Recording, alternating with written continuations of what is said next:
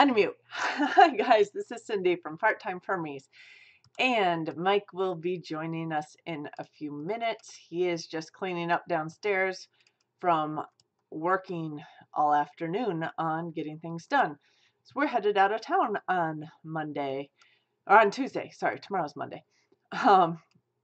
So I just wanted to say, oh, there's a good number of people in the room already. Awesome. So I guess we got some regulars and some new people, it looks like. Incense Shop, Garrett, Carrie, Built on the Rock Homestead, thanks for coming, and Half Acre Dreams, and Kara, who's Mike's mom, and Pinebrook Homestead, Linda Taylor, Claire Burke, anyone, Michigan Mike, hello, welcome to the channel. Bree, Noah's Ark, Green Gables, did I miss it? Green Raven, lots of people in the room, awesome. So just give me a verbal that you can, give me a little sign that you can hear our volume and that everything's okay on that end. That would be awesome because there are times where it's a little bit off. But yeah, Mike will be headed up here in a minute. We have a number of things we could go through, but I guess I could get started a little bit. Kathy, welcome from San Diego. I bet it's nice and warm down there, usually is. And actually, why don't we start off, because we do a lot of growing things, a lot of foraging things on our channel, a lot of discussions along those lines. Why don't we just start off with everybody kind of listing what state, province, country that they're in. I see we have California and Kentucky in the house, and I know there's a number of other people as well. Oh, good. Sound is good. It looks like there's a little bit of delay on the chat, so if you post something, it might be about 30 seconds before I see it. So just a FYI on that. If you have questions as the room fills up, sometimes it gets hard to watch all the chat, so you can always put them in all caps, and that would make it easier for us to distinguish between your questions for us and your chat with each other. So California, North Carolina, Minnesota, Texas. Awesome. We are in Southwest Michigan here, and we have Noah's Ark in Southeast Michigan. So I know we have some Michiganians or Michiganders, however you want to say it, in the house. So we will be going over a few things. Mainly, some herbs are a big topic today. My husband is a chef, so when he's up here, he's going to talk about culinary uses and differences and things. Melissa from Central New York. We used to be not in Central New York. We used to be in Westchester, New York, so just outside the city. So I know that area pretty well. Another Michiganian, awesome. Indiana, near the Michigan border. And who all is going to go to the Hootenanny this summer is my question. We're going to try to be there. We're going to actually have a booth there. That'll be July 27th, I believe. That's hosted by the Pratt Family Homestead, so you can always check out their webpage on that. It has lots of information. It's a nice get together, not just for Michiganians, but anyone who wants to come up. And I think we have some. I think the Aldermans came last year. I believe they're coming next year. The Hollers came last year. I'm not sure if they'll be able to come this year. A lot of people. Oh, cool. People headed over from Roots and Refuge. Hello. We are a little bit ahead. My husband is usually sitting in the seat. We'll be up here in the next few minutes, but he was making pasta all afternoon today because he has to get all of his deliveries to different restaurants done tomorrow, because we are leaving town on Tuesday to head to North Carolina again, because Mike is also going to be doing the pork butchery workshop that Justin Rhodes is hosting. So we're going to be headed back that way for a week again. It's been fun getting everything set up around here, getting the house sitter, chicken sitter, cat sitter set. Puddin', our Dane, will be going down with us, but not staying on the farm. She's going to stay with her previous family in South Carolina, which is Mike's sister. Two families going to be at Hootenanny, yay! I did see a couple others. Michigan Mike's going to be at Hootenanny. Awesome. We will be there too. So, okay. I was just scanning through that a little bit. So it's hard to keep up with the chat while talking sometimes without an extra person here. Now, I always like to kind of get a little bit of a review on the week. I only got one video done. I'll try to get 1 or 2 done before we leave and schedule them for this week. But the one we did get done, and for any of you guys who followed our greenhouse build series, we did get our first seeds planted.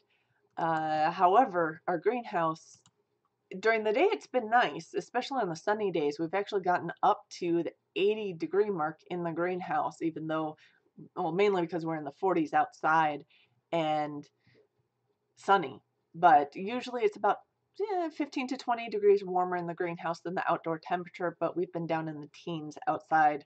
It's been getting, especially at night, it's been getting cold, so we can't actually start seeds in our greenhouse yet. We need to really be in the 40s for that. But we have started some seeds, so you have to check out that video. Bubblehead, hello, hello. Okay, so I'm just checking to see. We got a number of people coming in the room. Stringfield Ridge, looking good. Okay, yeah, looks like a bunch of people are coming over. That's awesome. We also have just an update on what's growing. We actually have a few things that are germinating already. So in the big tray, you can see little green shoots coming up. Those are onions, so some bunching onions, I believe. I did not mark my onion trays, which was bad. Oops. And then in the little trays, or the little containers, I have some kale growing and some arugula growing, which actually started the previous week before I did my video. So Michigan Mike, yes, it is super, super windy. Sorry, cat joined us. Super windy today. I think we're supposed to be getting gusts up to 60 miles an hour. So we'll keep this live stream going as long as we have internet and power. My internet has actually been cutting in and out all day today, but it seems to be good right now. So I hope we don't lose power, but at least Mike was able to get through his pasta making for the week, because otherwise that would be a huge delay on this. So it's been crazy. It was 40 degrees this morning. It was really nice outside. It was kind of funny because I went and took our Dane, who I think you can see her over there sleeping, if I could point the right direction, on the couch there. She's taken over that couch.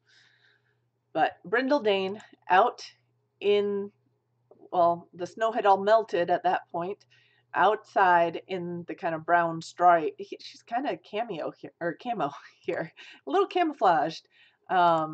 So she did well off leash out back. She's been doing that for a bit, so she's pretty good there.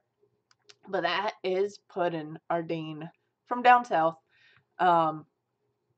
Went for a walk, come back. It was super windy on that walk, but we come back and it started snowing pretty much right after we got back. And it was warm just when we started. I mean, warm, relatively speaking. So, yeah, windy. Judy, where are you at? Windy there too. I couldn't believe the gusts. I was a little worried we might get some trees down and power outages here, but so far so good. Yeah, I think, Carrie, I think it must be going across the country, north to south, all the way, sweeping its way across, because definitely windy here today. Hopefully we'll be following it when we drive to North Carolina. That's my hope. Yeah, and Roots in the Garden. Yeah, the camo dog. She definitely blended in on that walk. But that's actually probably one of the better pictures I have of her, because her face is so dark in color. It's really actually hard to get her expression, but there was enough light outside to get that. So anyway, so we've been all over the places in temperature. So I actually did get this picture. I told you about our greenhouse. This is inside of our greenhouse on the right.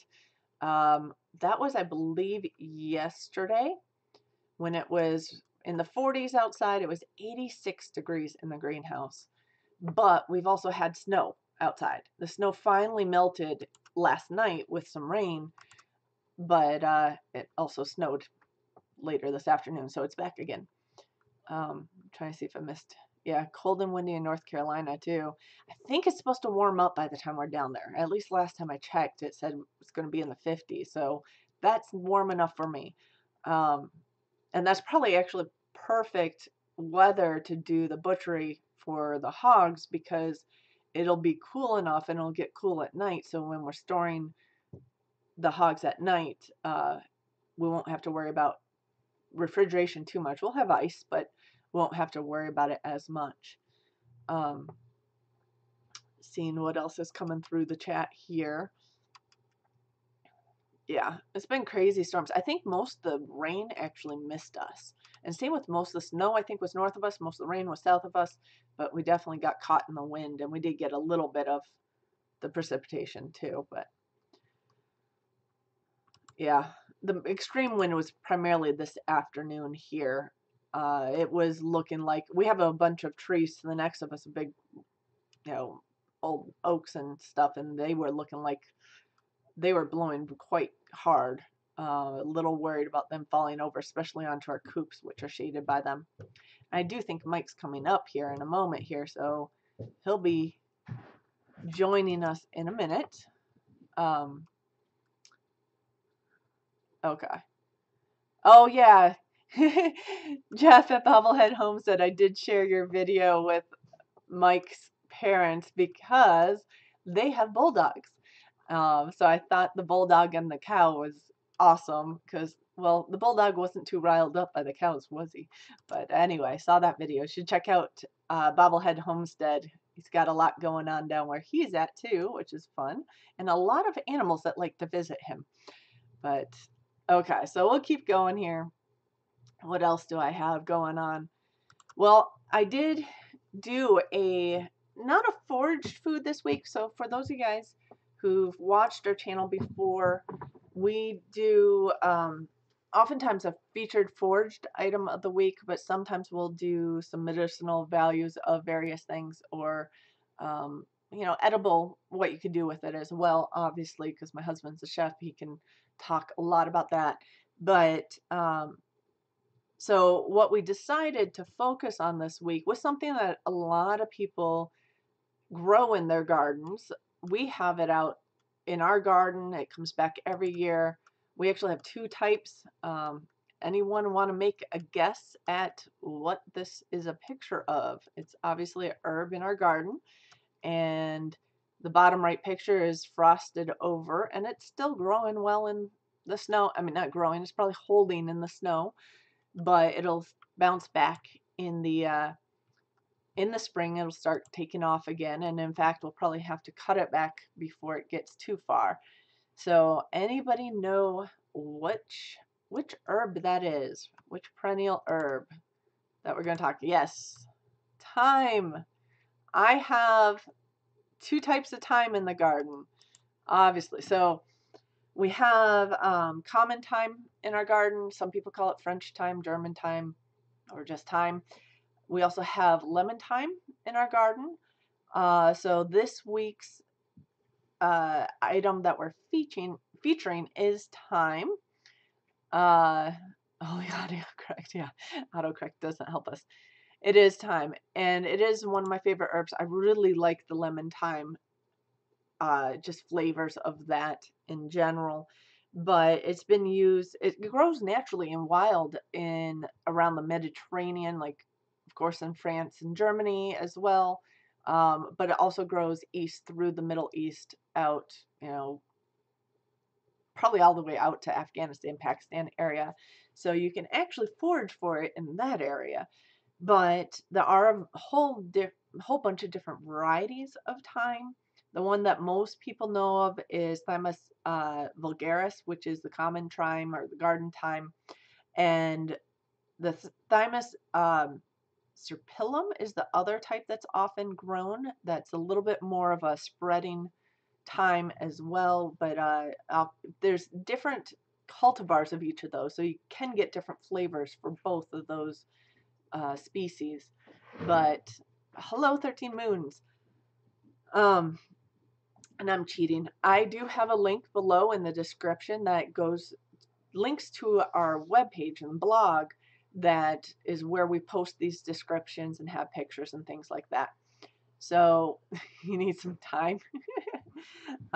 Which type of time? No, it definitely has been used for hundreds of years through the Middle East and things for food and flavoring, as well as medicinally. It's really hardy, which is why it can grow year round up here in Michigan. It does not mind the snow and the frost at all. It prefers sunny locations to grow. Um, it also likes alkaline soil, but I will say ours is more acidic, so it grows fine there as well.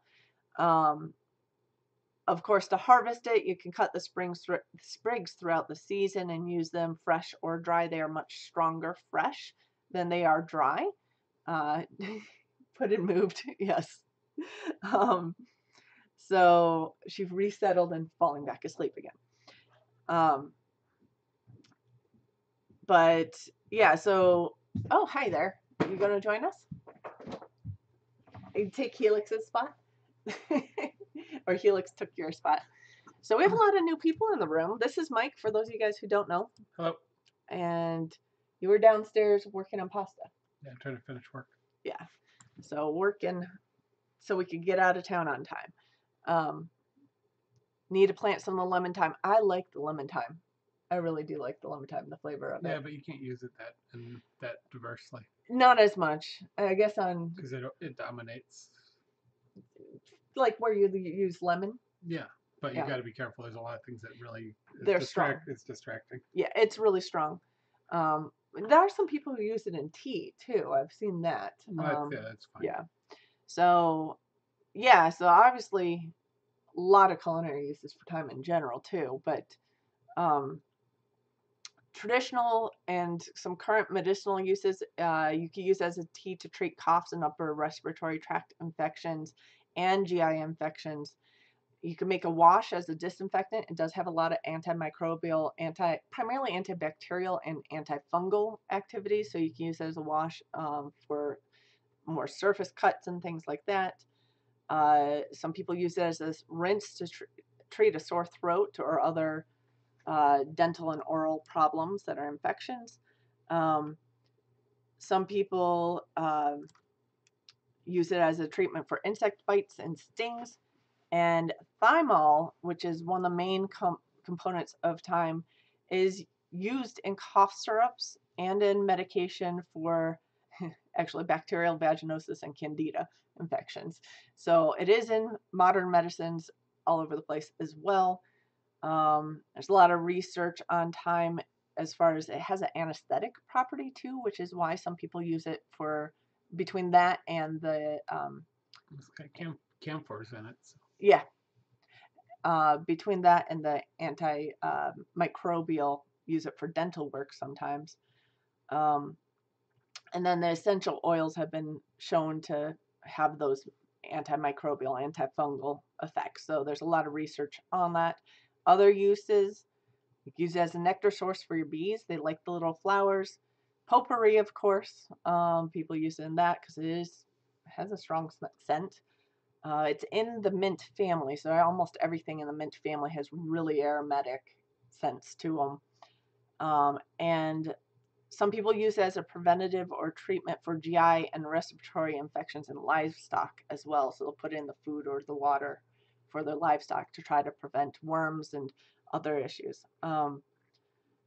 They do say that strong doses should not be used during pregnancy, although obviously culinary uses are fine and weaker doses are probably fine. But you want to go over herbs and cooking. How do you cook with thyme? Thyme's put in almost everything savory, and you can use it in sweet. It actually flavors dairy products pretty nicely for sweet applications also. Yeah, I mean, it's used as a background flavor, so almost anything that's savory or meat, has meat product in it, probably ends up with thyme in it, either at the beginning of making a stock or making putting some dry thyme or fresh thyme in during cooking, or sometimes a little bit of garnishing at the end, but I say it's a primary item. I use it as much as pretty much as much as I use onion products and such. It goes in Yeah. almost everything. Yeah. And Jackie, we have not grown stevia, mainly because I don't like the flavor of stevia personally. So I have not actually grown it here. I don't know if you like it. A lot of people grow it. It's okay. I'm not real partial to it, so we haven't just because we wouldn't use it a lot. But I know a lot of people use it, Yeah. and it has some nice nice uses to it.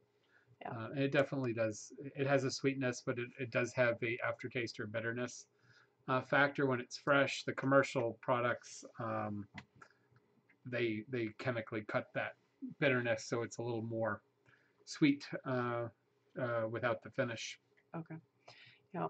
But and we were gonna have kind of a guided topic. We do an Ask the Chef section here, but which we were going to see if we want to focus on different herb uses in culinary. If you're interested or have any questions about that, we can obviously start with thyme, but we always do a Ask the Chef section where you can ask anything really from Mike as well. But we did have a nice dinner here tonight that was maybe, I don't know if anybody, how many people know Sauce Newberg. This is off the topic of time, but I'm jumping around. I don't know why you're asking me. I know what it is. I know you know what it is.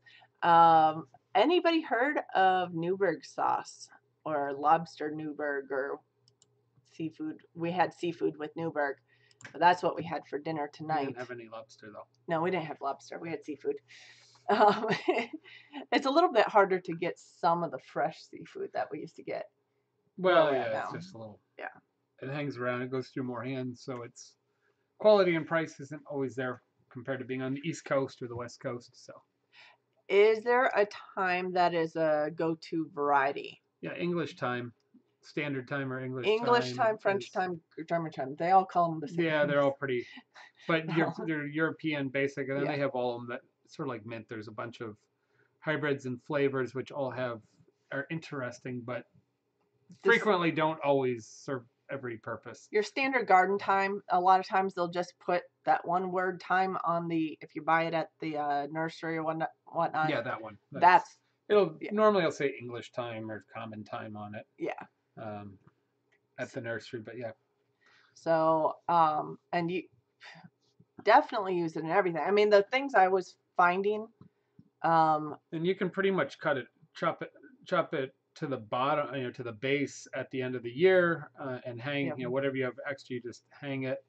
You could dry it. It's generally perennial, but can die some years. If it gets really cold without snow cover, I think it's like rosemary. Although I think I think we lose the rosemary a little more often than we lose the thyme. English thyme is a perennial. So yeah, it's generally a perennial, but it may need very light care. Yeah, I mean, you can mulch it to help insulate it if you're worried about. I mean, ours is still living out there here in Michigan. Really big and sticky, so it's actually good at the end of the heavy growth season to cut it back. Because it'll regenerate, but then you'll just have this, like dead bush mass underneath that isn't real helpful. So if you cut it down to an inch or so from the ground, you can hang the rest of it. It'll do just great, and it'll regenerate probably better that way. Won't get so frost burned.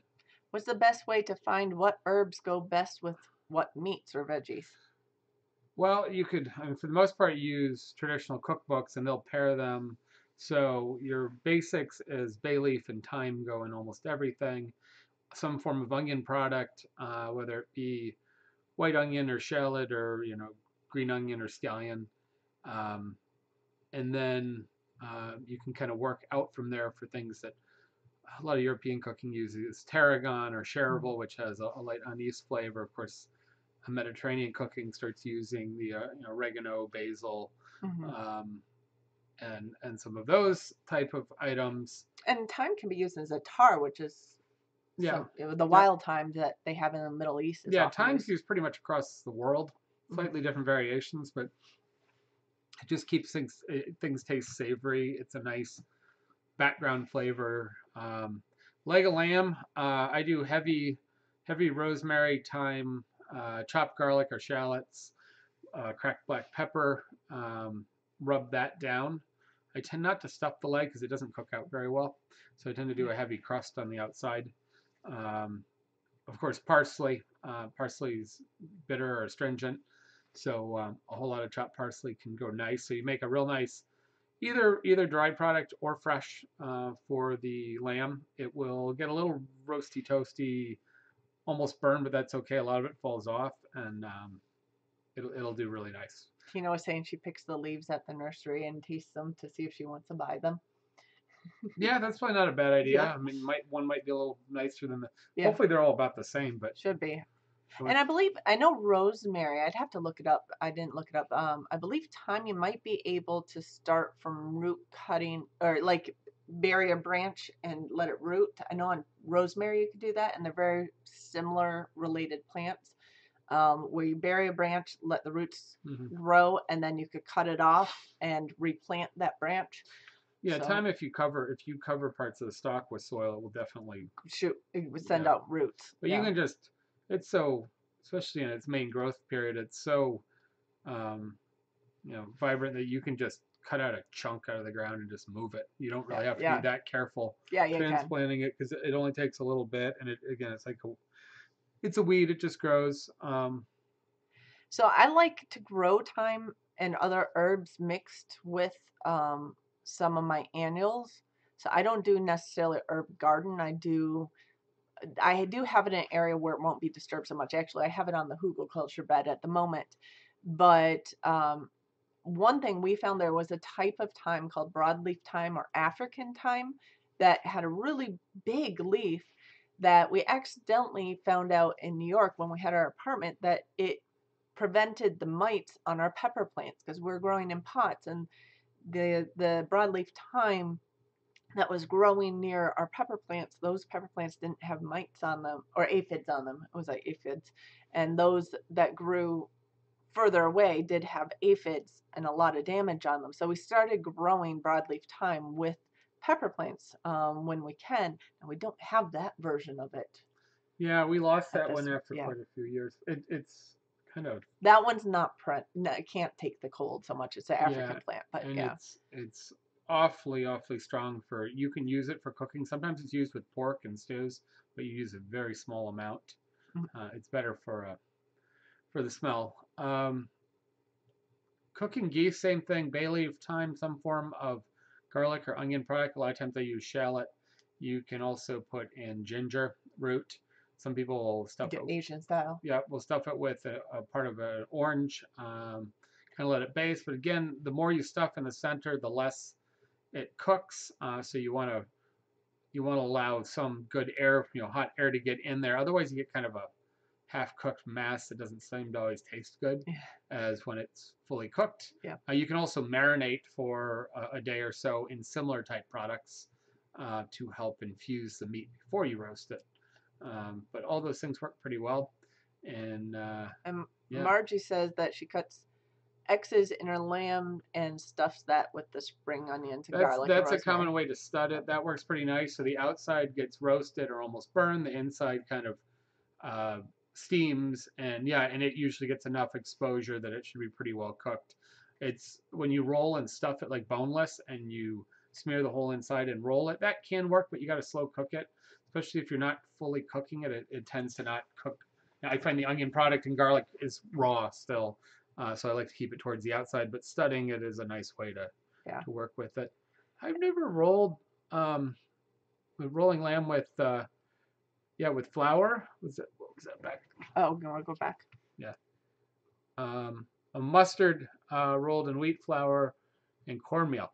That sounds interesting. I mean, that kind of gives it a crust. But I've done plenty of crusting using mustard. Mayonnaise works too, but mustard works great. So like lamb persillade, which is rack of lamb, it's classical preparation. Once you sear it, you typically dip it in a strong mustard like a Dijon, and then you take a heavy parsley crust or parsley and herbs, and a lot of times that's mixed with some breadcrumb, and you press it in, and that forms a crust that you can then finish the roasting, which helps hold in the juices and transfer some of the flavor and gives you a presentation if it doesn't fall off. So that's a classical preparation. That's pretty good. So that it would be very similar doing it that way, but I've never done it specifically with flour. I've usually used fine fine ground breadcrumbs or panko crumb. So one of the books I was looking at was talking about using thyme as a part of the bouquet garni in for stocks and sauces and marinades. How do you make that? What is that? So you can do, yeah, so bouquet garni is not so often used. That's used like if you're making a quicker preparation like a soup or a vegetable and you want to be able to fish out your aromatics, which are your herbs and sometimes your onion products that you cook with it. So you can take a celery stalk, and then you can pack it with some thyme and bay leaf and possibly even some leek. And then you wrap a string around it and tie it together into a packet or a bouquet. And then you float it in your liquid. And towards the end, you pull it out. Yeah. So that's a traditional way to bind together some of your vegetables and get a somewhat balanced flavor. So you'll see that in traditional or classical French cooking. It'll call for a bouquet garni. And then you were talking earlier about that versus just doing a sachet. And Yeah, the sachet is the more common item. yeah. So a sachet has the same purpose. You take a little baggie of cheesecloth, which can be expensive. So a lot of times people would just use pieces of rag or old throwaway fabric and would tie that up with string. Sometimes leaving the string long enough that you can put it on a handle, tie it onto a handle, sort of like you would on a teacup, so that it can be fished out and thrown away later. But inside of it, you would have similar type of things: parsley stems, bay leaf, thyme, sometimes garlic, and then but you can also put things in like peppercorn or dry spices, like a clove or allspice that would fall out of a bouquet garni.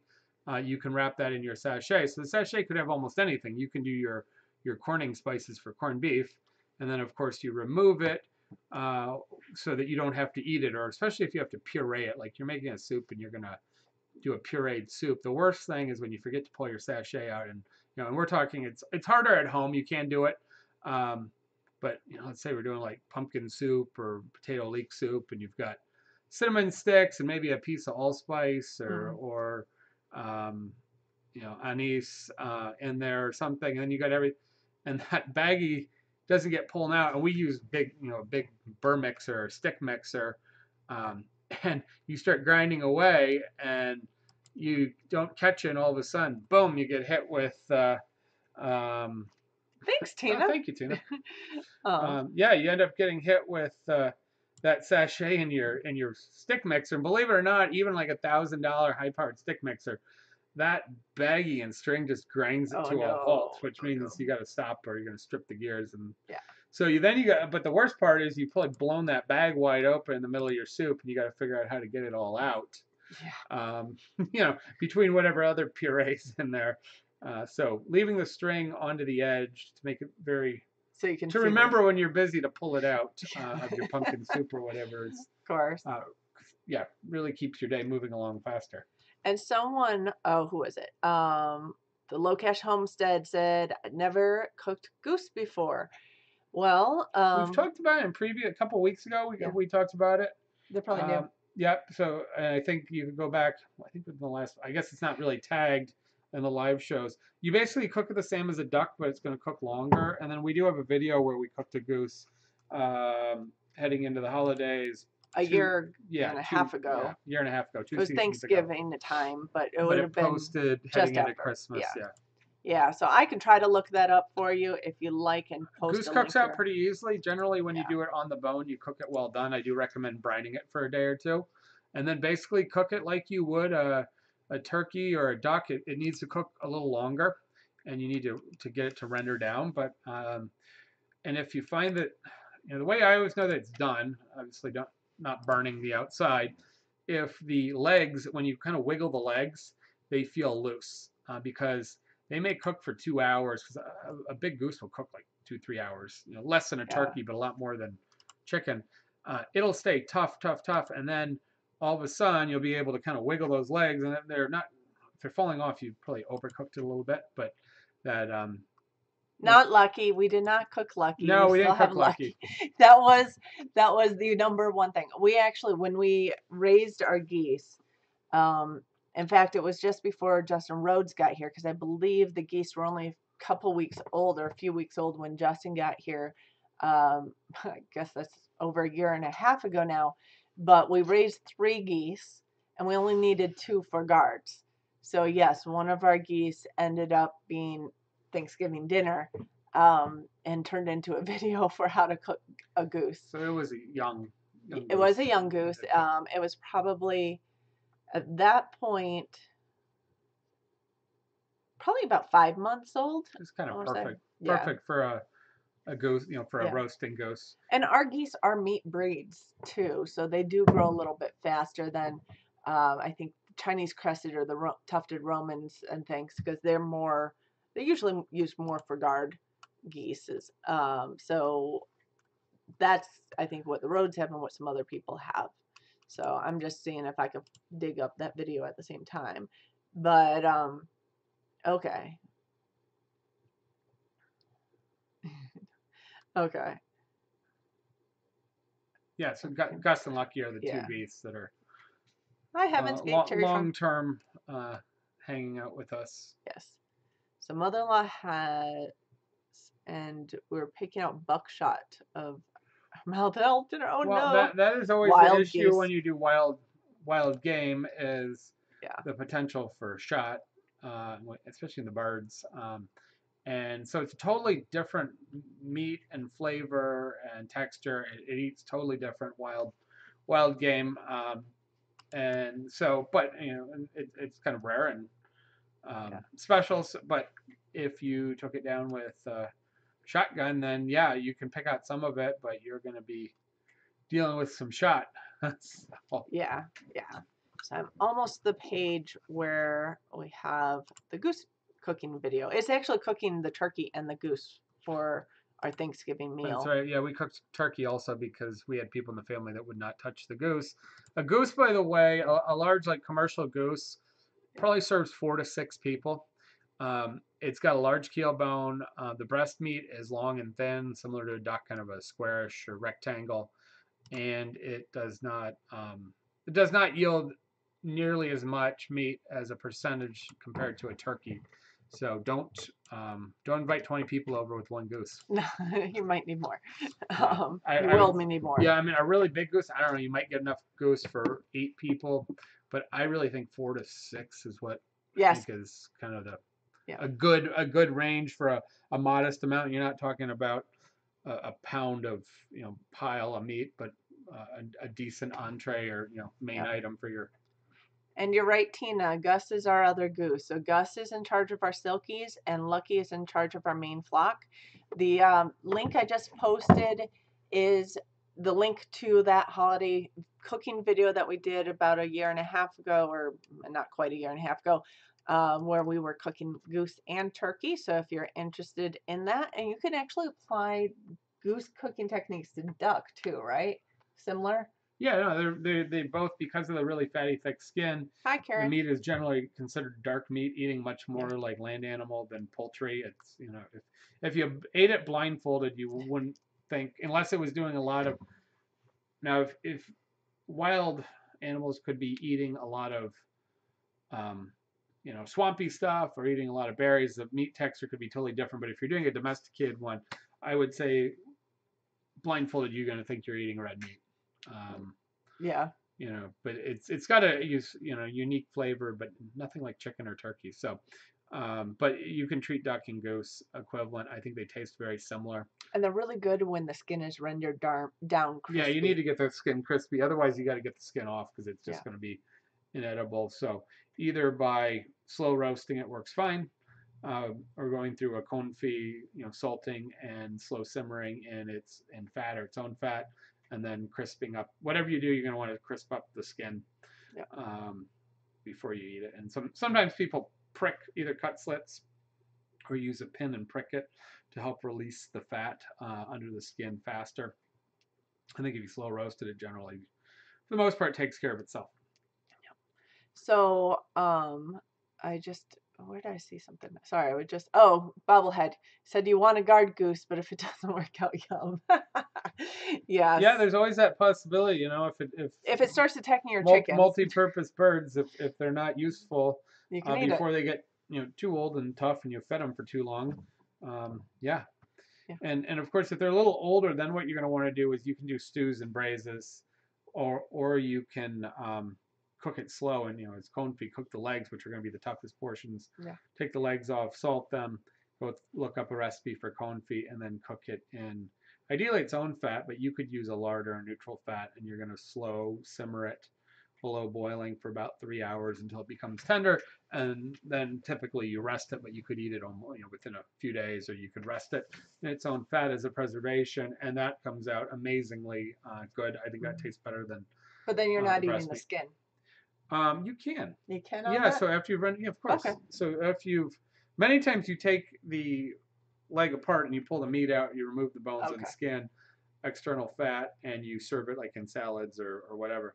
But you can take a whole leg and the skin's already rendered from the slow cooking in the fat. Okay. You pull it out, you scrape the external loose fat off of it, and you crisp it in a pan and you serve crispy skin. Yum. That's almost always how you do it when it's a whole leg or leg thigh, as like a lot of times it's served over lentils or beans as an appetizer or even an entree. Cool. Two Wild Homesteads that asks, what do you do with lamb breast? They just got lamb from harvest, but what do you do with the Yeah, breast? so lamb breast is really traditional. Actually, it's inexpensive if you're looking for it in the store and it shows up, because everybody wants the legs and the rack, and the breast is sort of the everything else. So there's two portions of it. One portion is quite meaty. So the breast is the lower portion of the plate, and it has meat on it, and it has bones. So you have connective tissue, rib bones. Sometimes the bones are removed also. But towards the top end, it's thick, and towards the bottom end, it's thin. So what people will do actually is cut a pocket between the bones and the meat and stuff it. So you stuff it with vegetables or onions or even sausage, like pork sausage, and then you roast it and you slice it on the bone. So look up in veal breast and traditional Italian, and probably some Greek things too. Look that up. It's a big commodity. It's really tasty. You can also go through a process of taking off the bones if it's the thick part, and you can pound it down, again, stuff it, roll it up, and tie it, and then you can either braise it, roast it, or sous vide it in a bag, and then slice it boneless. Either way, it's amazing. So the cost is low because lamb is pretty expensive. Of course, if you have your own lamb, it's expensive in feed, but not grocery store.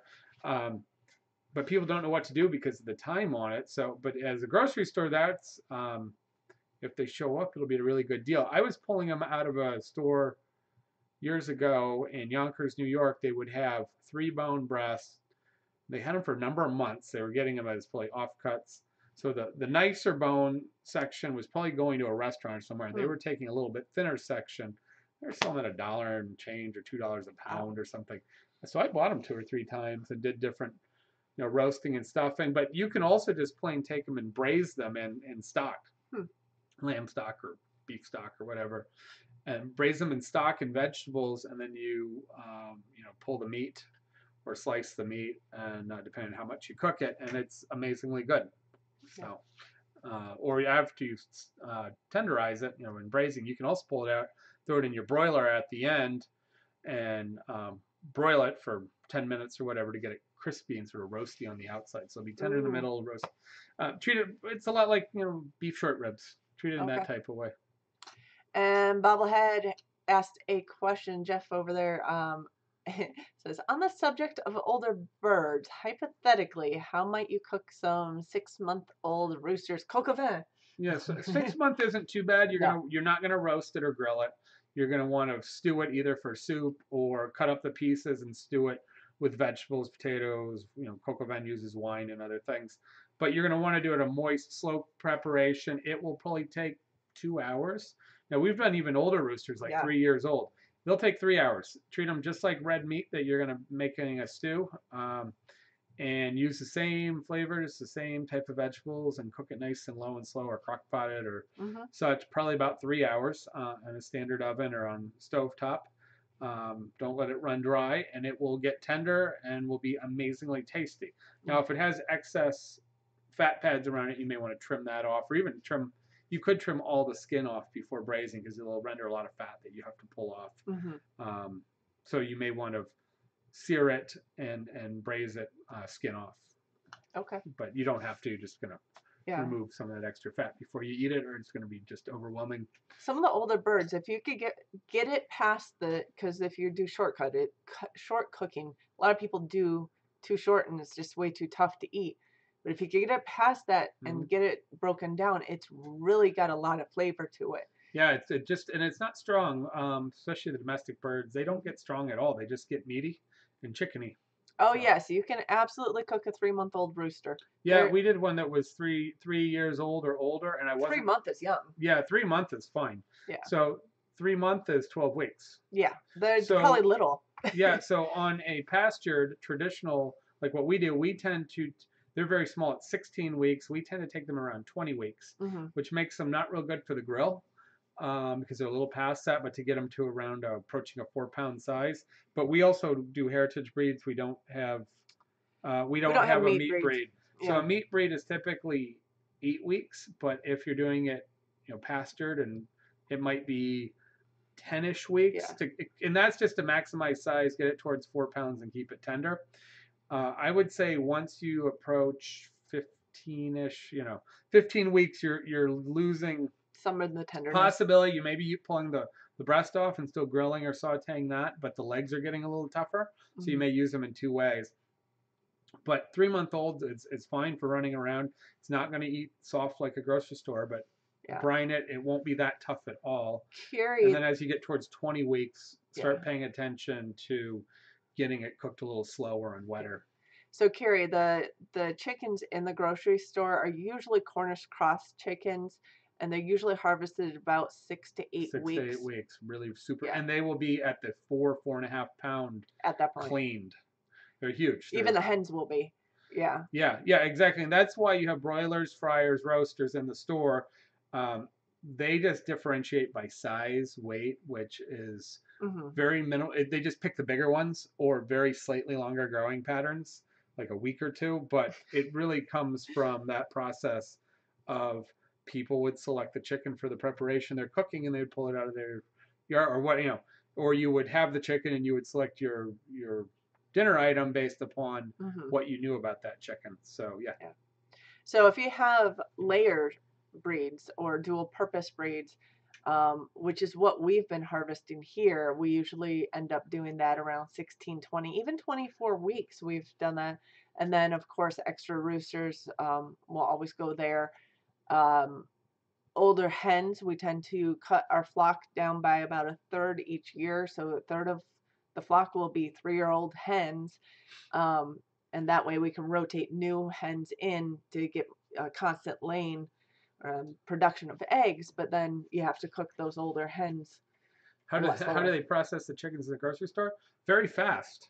They grow them really fast. They drive them in really fast trucks to really fast assembly lines or disassembly lines. And it's But probably not in their grocery store being yeah, no, processed. they're not. In fact, most grocery stores that even cut meat, very few of them cut poultry. Yeah. Some of the really old ones do, but because of the contamination, um, the inspectors really don't like poultry being cut. Except for the biggest stores might view a little poultry. But basically, they clean and eviscerate in a very similar way as we would. They would scald. They would inspect theoretically quickly. I don't know how you inspect a million chickens, but they get inspected. A combination of using human and mechanical inspection and sorting, but they're going to scald them, mechanically pluck them, and then they'll eviscerate it. And again, a lot of it's done by machine, and a lot of it's done by human. They chill them in big water baths typically. Yeah. So two things with that is it gets it really wet, because now it brings down the temperature, but you have everything in a bath, and it's not probably the best hygienic method, because if you have a contaminated chicken, now you've got a big pool of contaminated of chickens. cool. Now they put in chemicals and things to limit that, which you can debate, how good or not good or neutral they are.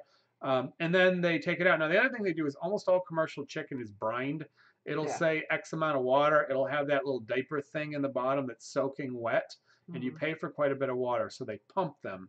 They mechanically put needles in them, either both to tenderize them sometimes, and then they pump in a brine solution. So it's a salt solution or salt.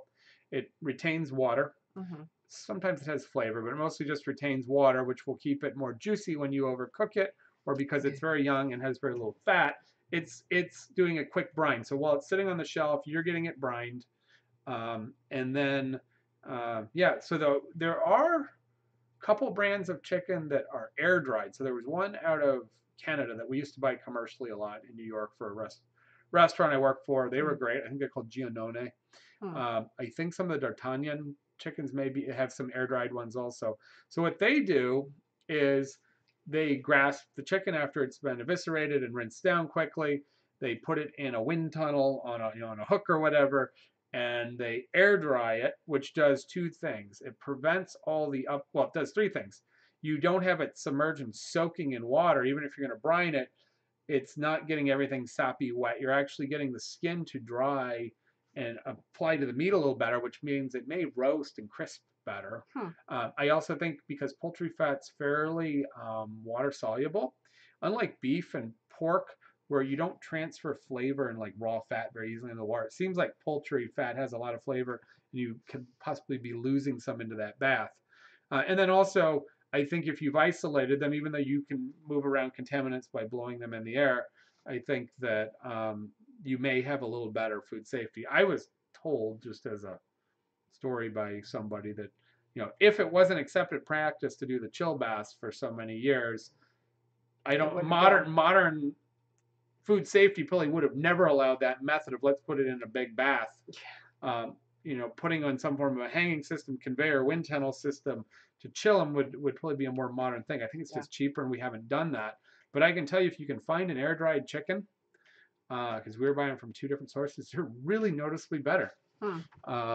So it might have been that it was a better chicken to start with, because obviously you care about a chicken that you've gone to the extra work on it. So I'm So gonna go back to Garrett's question. So if rooster's 2 years old, is the meat tender or less tender? So basically, for any of your chickens, roosters or hens, the meat's going to be fairly tender under 16 weeks yeah, old. 16 to 24 weeks, you're getting into a little more tough. Anything over 24 weeks is going to be more tough. That's why it needs a low, slow, wet cooking the more they move process. around and run around, they'll be a little tougher. They'll be more flavorful. So the good thing Yeah, is movement, feed, activity, age all lend to flavor. yeah, The bad news is that gets too much tougher. of that can cause it to be tough for slapping it on the grill, or throwing in a quick saute pan. You just need to modify your cooking. So yeah, I would say your 8 to 12 weeks is your target for something you want to focus on a tender Yeah. item, and then 12 to 16-ish weeks is moderate. So that's where it's still really good frying, still really good roasting, but maybe you wouldn't throw it in a saute pan as much, or you just not sure what you're going to get. And then after 20 weeks, you're going to need to slow cook it. And Suburban Hillbilly says lane hens in commercial production are often sold to soup companies Yeah, and other frozen. they're not going to get thrown away. That's for Yeah, sure. They're going to absolutely. soup. If they're a little more beat up, they're going to go to, Dog food. well, no, they'll go to sauces and It's true. stocks and dehydrates or Oh yeah, dog yeah, yeah. food. So the other thing that happens with poultry, the main products are taken apart. You can have damaged birds where it's not a complete bird, so portion, then that may go to other uses like soup. Hmm. And we're talking about a broken leg that's caused a big bruise or something. You can find them sometimes that have a little bruising, Yeah. and so it's not going to affect the quality of the meat except for in that area. But yeah, you're going to use it for. That's why in grading of a lot of the meats, you have things like cutter, canner, different things.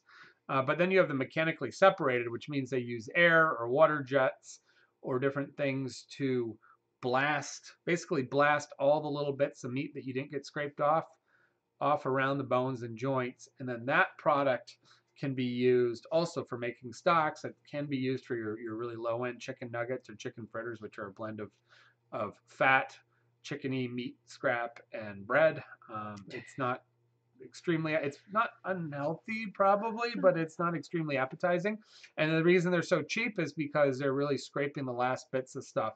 Now the concern with some people is, well, you may have bone fragments, you may have a lot of neuro tissue, you may have a lot of it's theoretically protein, fat, carbohydrate, and on a chemical level, biological level, it seems like it's absolutely fine. But I think it might be a little questionable on you don't really know what you're getting in there.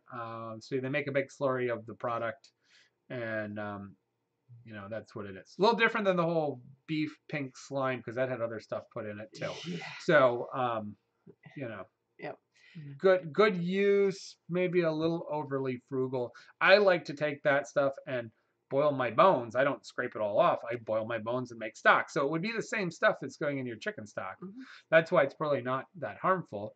But I would rather be, you know, I'd rather be getting that flavorful stuff in my stock and straining it out than trying to figure out how to make it into a patty. Yeah. But not eating chicken nuggets again. Well, there's two. Okay, so chicken nuggets don't. There are, and just because it says it's all white meat doesn't mean they didn't do all kinds of things. So there's Yeah. nuggets and fritters. Nuggets are more than 50% And fingers. meat. Chicken fingers are on. Yeah, well, they? chicken fingers are tenderloin. Or tenders Okay. are tender. The original is tenderloins because people didn't know what to do with the floppy tenderloin. Well, they become so expensive that rarely are they tenderloin. So it's other bits and pieces and scrap. So a chicken tender could be should be 50% or more chicken meat. A chicken fritter, or anytime you see fritter, that's a fried item. That's going to be less than 50% meat, which means it's going to be at least 50% breading. Mm-hmm. You know, breading and seasoning, and then they're going to have a blend of meat and fat built in. So you can have a nugget where it'd be rare to find where you actually cut out a piece of chicken and you bread it. You can have chopped up pieces of chicken. You can have really chopped up pieces. You can have mushed up pieces, or you can take a whole bunch of fat and other things and skin and such and grind it all together and make sort of a sausagey type thing. And then you can bread that. And so what you're paying for, if you look at the price differences, you'll probably get a good idea. If it's really cheap, you can have a good idea that they're moving to one end versus the other end. None of it is theoretically dangerous, harmful, or a bad use. It's just depending on how clean you eat and what your preferences are, they may be pushing your standards. And they may be adding a lot of fat, skin, and bread when you're hoping to eat a more leaner protein item. Right. Yeah. You're hoping for all. And they're all brine like crazy, so Yeah. they all got a ton of salt and brine, and so that's. But so if you could we would make chicken tenders, chicken fingers, where we would cut up pieces of breast meat or tenderloins, and we would brine them, buttermilk batter them, you know, bread them and fry them. And I did it with kids groups. Kids as a general population, they're like, "What are these? We don't want these. These are terrible because they're too clean flavored. They're too neutral and even if they're well seasoned." But it's kind of fun to make your own sometimes. Yep. And you know what's in there, and they taste great. You know, so. Yep. So there's a lot of discussion on Bubblehead Homestead's new home. Yeah, I haven't kept up with him too recently. He's got his. Except for the bulldog. The bulldog and the cows. I sent that to your mom. Did you see that one? That was from Bubbles? Yes, it was. Oh no, I saw that, but that was the neighbor. It was the neighbor's bulldog. Yes. Yeah. Jeff, does that bulldog have one lame leg? You said in that video, I think, or something. Yeah, he was kind of hobbling around. Yeah, that's a long ways to go. But does he have his trailer there and everything, and his new home? No, not yet. I think they have the space cleared for it. Oh, well, what was the new home part? No, they're just chatting about the new home stuff. Oh, I was like, wow, that was quick. He said it was going to be that was going to be a project. I'm like, oh, it's really quick. Yeah, so no, he's got a good channel. You guys should check out each other's channels in this room because there's actually, I'm going to have to go through the chat afterwards because I think there's a few people who have channels in here who I have not seen. So I'll have to see. Sure. I'll have to check your channels out. That almost came out the wrong way. But the ugly dog. No, bulldogs are cute. They are ugly, but they're cute. My family's had a lot of bulldogs. Yes. So. Yeah. Which is why I sent that video to your mom. Yeah, they have one right now. Yep. So it was the craziest one they've ever had. They have a brindle bulldog and we have a brindle dane, and they're funny to. Their brindle bulldog runs around crazy like no bulldog you've ever seen. Has a heck of a lot more energy than our dane. So. Okay, just checking on.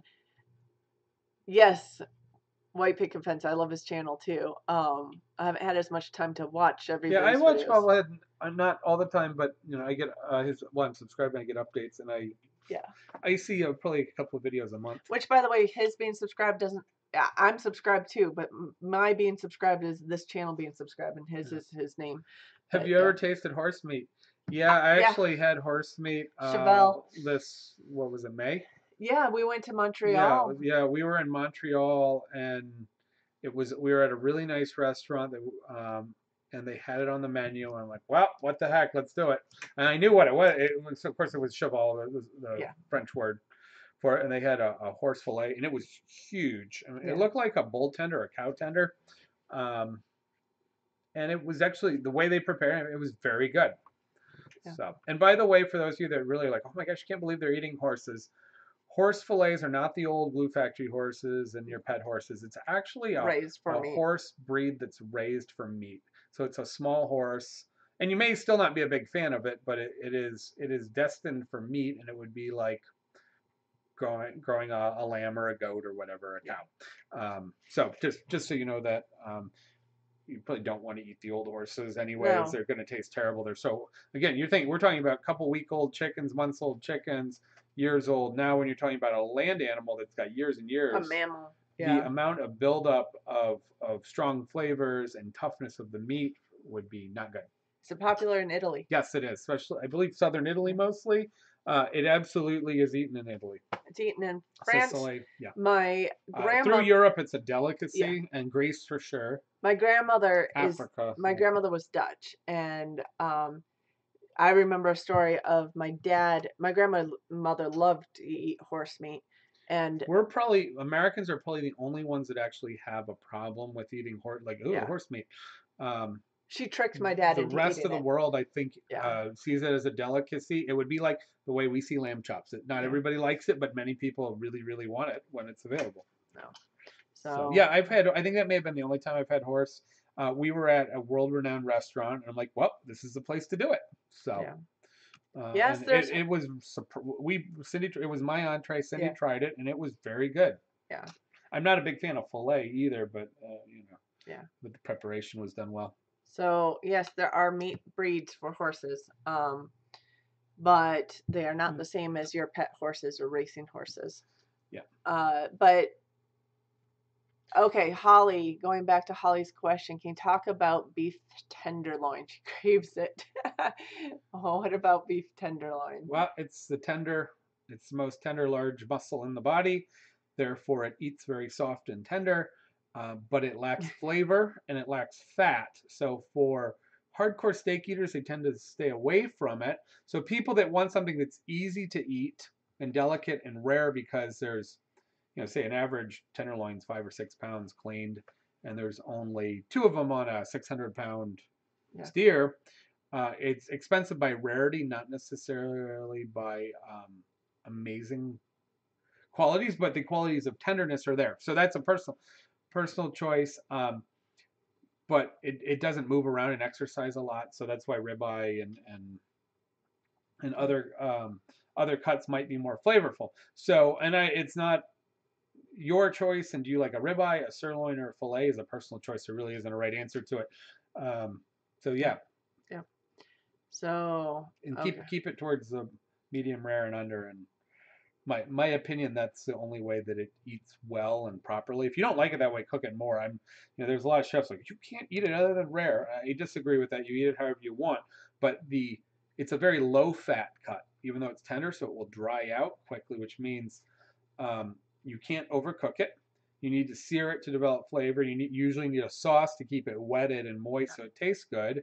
And then also a lot of times you add a fatty component, or you put like a buttered toast underneath it, or you put blue cheese or compound butter over the top because you need to supplement. You need to supplement the lack of fat and the mild flavor and bring forward fatty substances and sauces to bring it on. And when you do that, it works great. And I used to cut 300 pounds of filet a week for weddings. I mean, we'd do weddings where we had 300 people. We'd do a half-pound filet, and I would go through cases and cases at $600-700 a case, and we would just fly. We had so much chain and trim, I didn't know what to do with it. I mean, we'd try and bag it, or we'd make chili with it. It also doesn't, because it's soft and it's low fat, it breaks apart, get dry. You can grind it in things, but it makes terrible burgers without grinding in like brisket. So you even have to be careful with the trim. You can do steak tips, and that's where your steak Diane, beef bourguignon, and some of those. Oh, what's the other one? Stroganoff are traditionally done with beef tips. They were done traditionally because you cut the middle portions out, and you've got these end pieces and trim. Like, what do you do with it? So those seared chunks or steak tips Oh, Garrett's in the Philippines. are used there. Wow. Garrett, you're watching from a long ways away. Oh, that's great. Philippines has a lot of neat food. Yeah. Yeah. Oh my gosh, yes. Yeah, I've never been there. I've worked with a number of Filipino cooks. Of course, Filipino cooks have a amazing world tradition as cooks and hospitality industry. So much combination of so many different cultures put A together. lot of combination and really prevalent in the hospitality field all over the world. Yeah. But yeah, a lot of good food traditions. White Picket Fence says their favorite cut is New York strip. Yeah, the sirloin or strip. For a lot of people, it is. Because for some people, so a lot of, kind of like hardcore steak eaters want ribeye a lot of times, but I personally find a ribeye can be a little floppy and loose, and so because it's a eye muscle, and then you use a fat chunk, then you have the cap, and it's just a big. I find that if it's, I don't like it rare at all, and I don't mind rare meat. I like it more medium rare because I find it too soft. So filet is. But it's got really good flavor, and a roasted sirloin. I mean, a roasted porterhouse or ribeye versus a cut, seared, or grilled piece will eat totally different. But I might have a slight preference towards the sirloin. I mean, I'll eat any of the three. It's fine, and I don't buy a lot of them we don't really buy a lot at home. I've been in plenty of restaurants where we served tremendous amounts and tremendous quality, so I've had my hands on bits and pieces of, to have plenty of great pieces of steak, but yeah. Yeah. So, Holly. More marble, the better. Yeah, no question. Regardless of whatever cut it is, the more marble you can get it, the better. Yeah. Holly, you're welcome. We do try to catch all the questions we can, which makes me have to go back to Green Gables homestead question, not a food question. Is the kitty's name Helix or Felix? Everybody asks. Everybody calls him Felix. It sounds like his name is Helix with the H, like a double helix, because I work in genetics.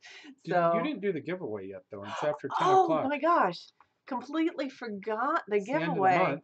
So we are going to do a giveaway. It is the end of the month. Yeah, next week is March already. It'll be like the first or something on first or second on Sundays. Yes. But. So what we do once a month at a random day of the month, which we ran out of days this month, we do a giveaway. Basically, if you've won, Helix, get your claws out of them. Basically, if you've won in the last 4 months, you cannot win again this month. We do throw out a question. The rule is the first person to answer the question correctly as it shows up on our screen will win the giveaway. So, by the way, yeah, the steaks in huge cuts. That is true. One, because they're special to opulent, people spend money, but there's another reason for it, and I do think it can be served in way too large a portion. That American steakhouse, give me a potato. All I want to eat is steak. Give me a pound and a half. You do need to factor in the fat and bone portions. So if it's a bone and a pound portion isn't terrible. A boneless pound portion or larger is big. But if it's a ribeye or certain steaks that are thick, if you give a 5 or 6 ounce portion, which might be the amount you want to eat, or 8 ounce, it may be so thin that it doesn't cook properly and get a good sear and crust on the outside before it's overcooked in the middle. So by cooking a large portion, I don't like to do a ribeye that's under about 22 to 26 ounces bone in, because it just is floppy and it falls apart and it doesn't cook right. So you can either roast it and slice it to the right size, or you can sear a large one and then you can serve it for 2 or 3 people. And the beauty of that is then you can slice it, and those slices can be shared, and then that way you can get the proper cooking, you can get an amazing product. You spread the cost around a little bit, and then you share it. And I think that, and a lot of times I'll cut my steaks big. When I fabricate steaks, I fabricate them thick, an inch thick or better, and then Yeah, and then sometimes I'll just thaw out one and we'll cook one, and I slice it up and we share that for dinner. So yeah, but I So agree they are generally overly large, but that has to do with marketing and cooking. Green Gables, Suburban Hillbilly, and Tim Beverly are out on the giveaway this month. But we'll do a giveaway.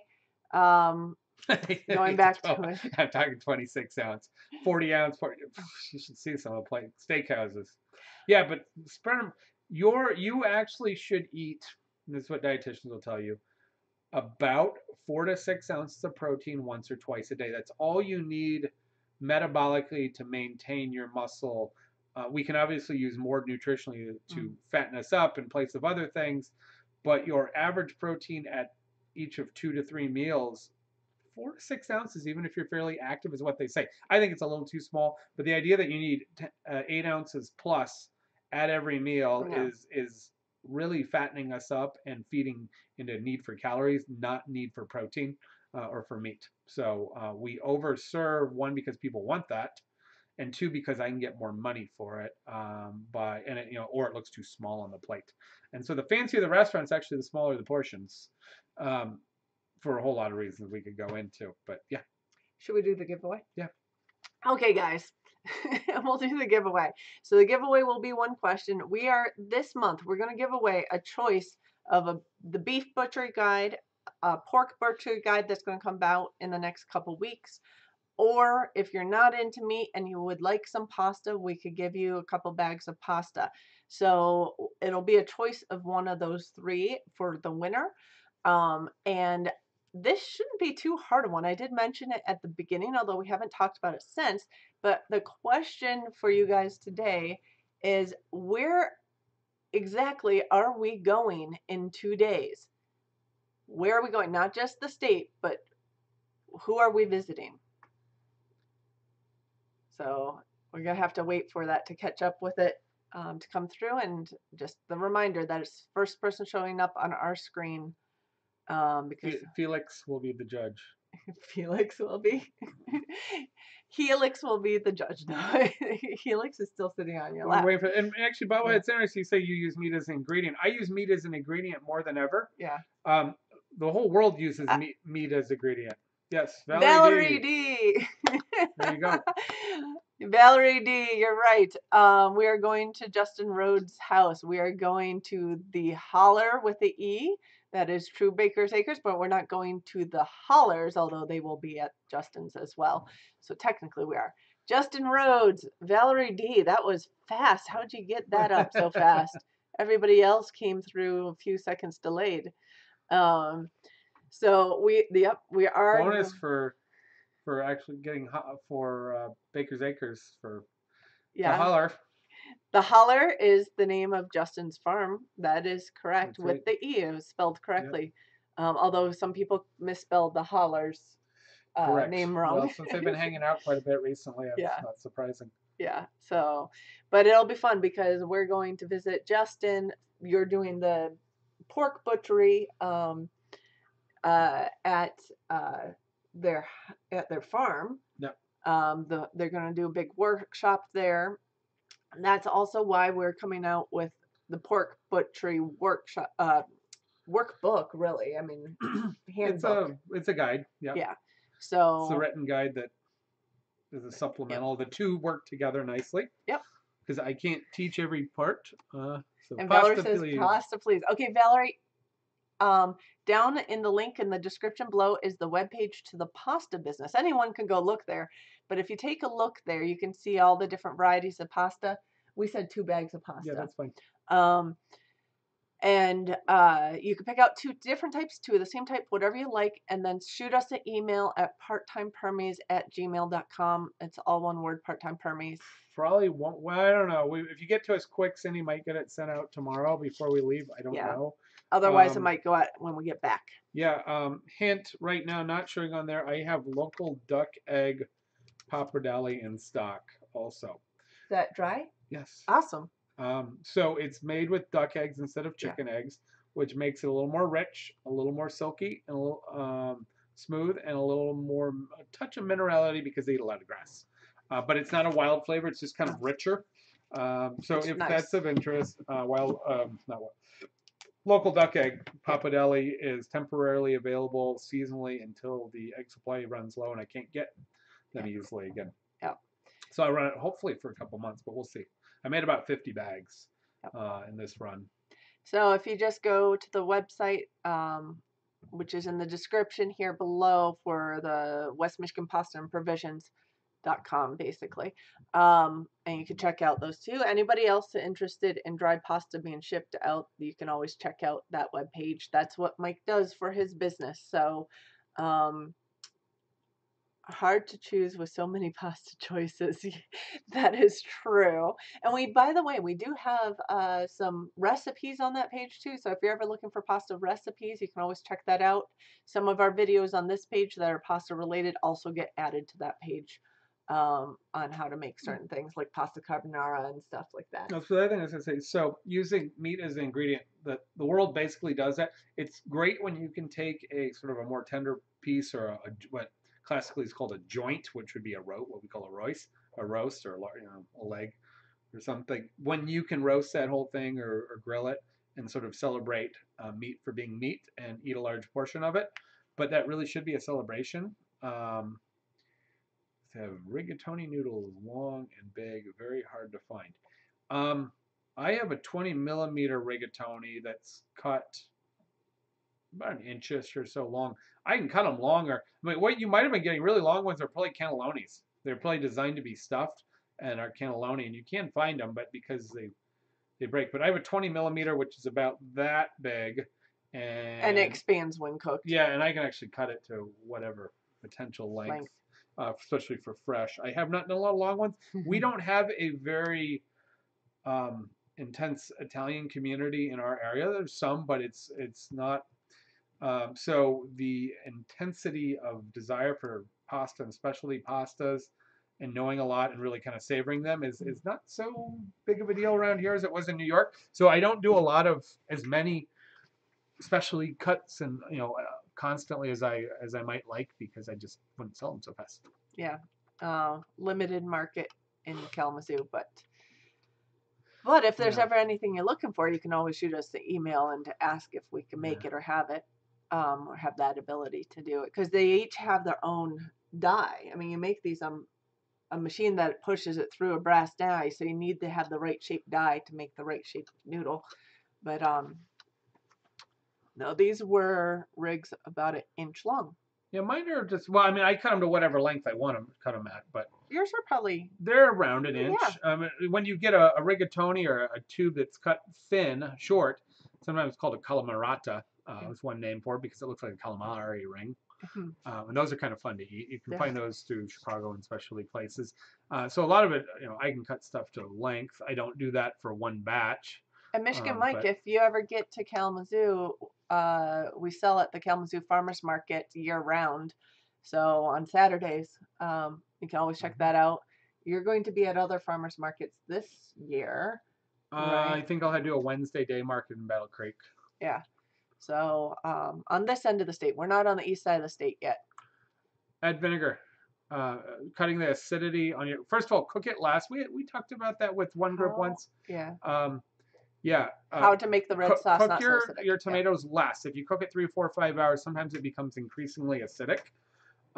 Use a sweet tomato to start out with. So if you're using a canned tomato, not your own tomatoes, you may want to switch varieties. I would recommend, for inexpensive available tomatoes, Red Pack has some of the best results that you would commonly find in a grocery store.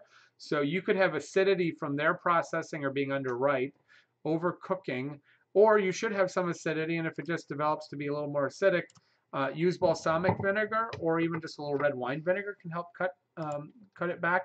You can also try throwing some carrots in. Carrots add natural sweetness. Not uncommon to use a lot of carrots in tomato sauce, and then either pull them out or grind them up. Oh yeah, well, come find us.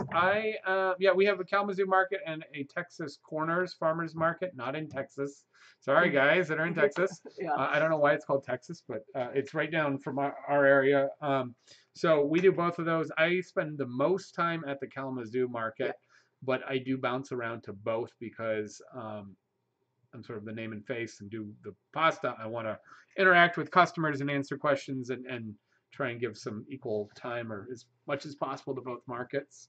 Yeah, and then we do some special events. We do some night markets 4 times a year. There's a Thursday night market, which gets like 3,000 or 4,000 people out. So that's kind of fun. Cool. Yep. It's definitely a big market even on Saturdays too. Yeah, and then we're starting to expand our a little bit of where we're selling our dry and our fresh product to a variety of restaurants. Barrett Smokehouse just picked up product. They're carrying 5 varieties right now.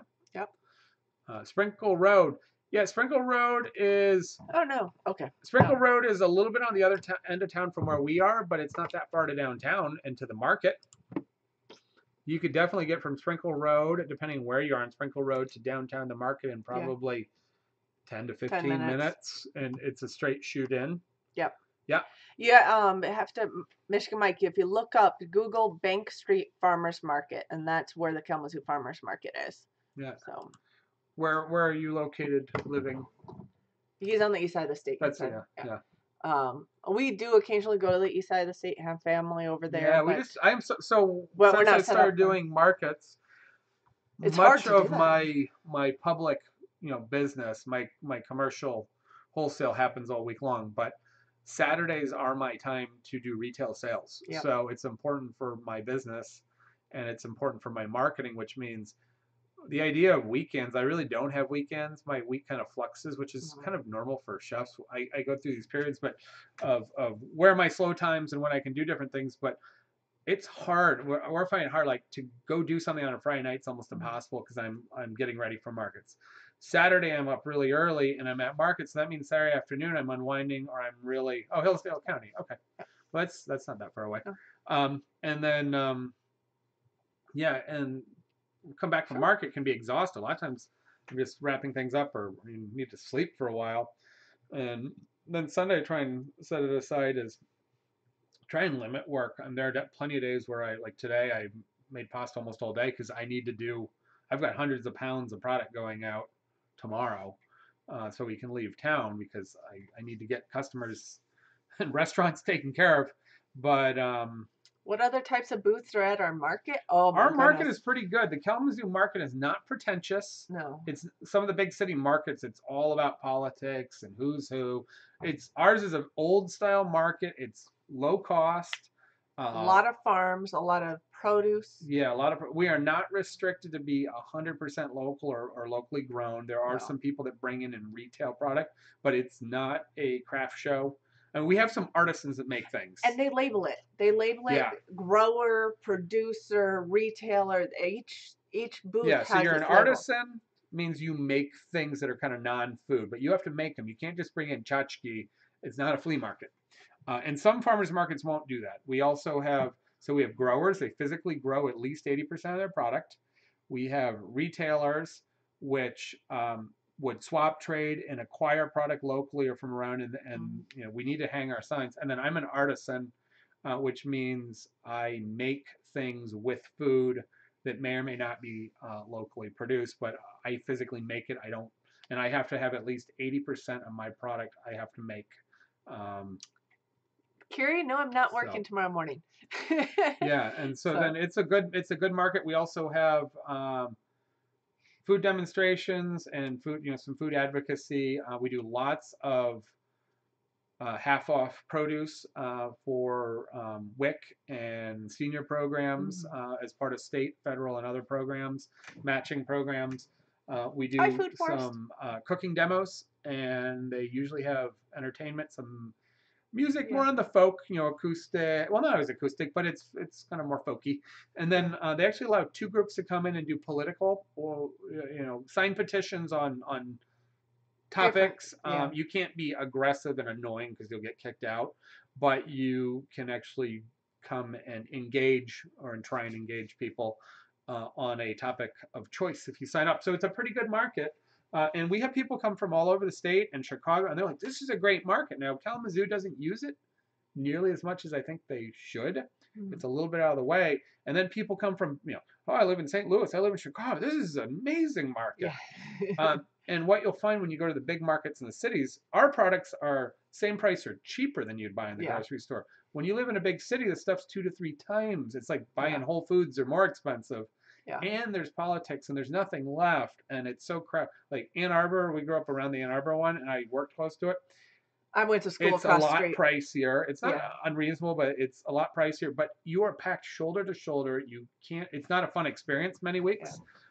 We will see 4,000 people through the course of 7 a.m. to 2 in the afternoon, but it's spread out over a large area, and so well, it can get a little crowded at times. It's It's not bad. generally a pretty pleasurable. It can. Oh, and there's also lots of usually about 10 food vendors that are making all kinds Like of food trucks. and whatever else. Yeah. Ice cream, coffee, um, kombucha, prepared foods. Oh, So cool. you can get a good meal there too. Margie has family and friends in Michigan, Sturgis, Sturgis, and yep. Petoskey. Yep. We used to go up to Petoskey every once in a while as Been kids. through Sturgis Yeah. too. So So yeah, we're lucky. We have a better market than our local area realizes. yeah. And when I moved back here, I started buying specialty items from farms that couldn't sell specialty items, using them in a restaurant because I couldn't afford them in large volume or prices I'd have to buy in the open market. The one thing our market is missing is dairy. Well, you know, I was just brought that up. Yeah. There is an Amish group, and they do carry some dairy. Yeah. I knew they had butter and cheese, but I guess they do have some milk. But we do not have any abundance of milk. And part of it is you can't sell raw. Can't sell raw.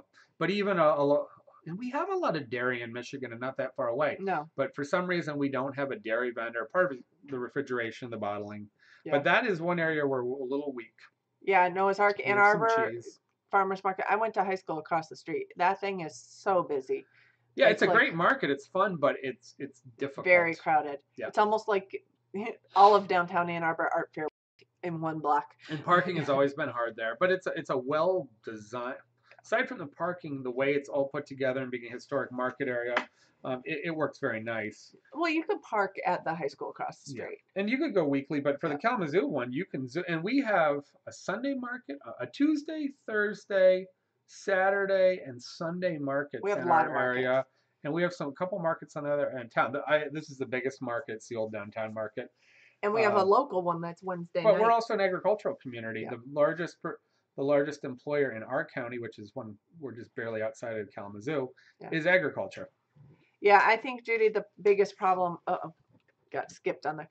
The biggest problem with the raw milk is it's hard to regulate the cleanliness of places. And if a place gets way too big, then you have a higher chance of contamination. So that's why they like the pasteurized. Batch to batch and everything else. I have no way looking at milk if it's clean or good. And the risk level is so high compared to a vegetable where I may not be able to tell so much. And of course, you learn to trust the farmers and things. If you know your farmer, that's one thing. I think the concern is rarely will a vegetable kill you, and raw milk that be contaminated, maybe by nobody's fault, could absolutely kill you. It could make you extremely sick and may kill a healthy adult, and it can very easily kill elderly, ill and young people. So while there are some good aspects of raw milk, you also have to be very aware that it can be when things go bad, they go really bad. And so the state and federally, they're not comfortable with that. I think they're probably a little. Now you can buy. So some states you can buy through shares and direct to the farm. I don't remember how you can do it. There is one method. Joe's Crab Shack is gone. Yeah. Dude, was there a Joe's Crab Shack in Ann Arbor? I worked for the corporate. I worked for. My first job was for a Landry's, which was the upscale version of owned by them at that point. So. Okay, guys, our end is skipping around on our video. I have no idea what your guys' end look like, but we've been having internet issues all day today. You didn't show the pictures of so the weather forecast west of us on Lake Michigan was I didn't. 15 to 20-foot waves late afternoon and evening. The warning actually said you will see waves that are probably larger than we have seen in years. Yes. And to get 10-foot waves is not common, but definitely happens through the year. 13, 14, 15-foot waves are pretty darn big. But for this is Lake Michigan, which is a little bit smaller than coming across, they're crashing, they're crashing the beach and erosion They said be prepared for 15 to 20-foot waves. Yes. So that is the wind effect on our Great Lake and our beaches here, which we have more beaches than any other state other than Alaska. But our little, Yeah, so that's interesting. A lot of places sell product yeah, as dog food or animal use only in the markets. Our market, and I believe won't allow. Michigan Farmers Market Association, will not. There are people that sell pet treats, but you Yeah. cannot use that distinguishing characteristic to sell product or milk for certain In in Michigan. Michigan. I know that that's a loop that is used. I think Georgia and some other places are doing that. Yeah. Yes, more frozen lighthouses. I wouldn't be surprised if We've had South ice Haven. balls. We've had the huge ice balls that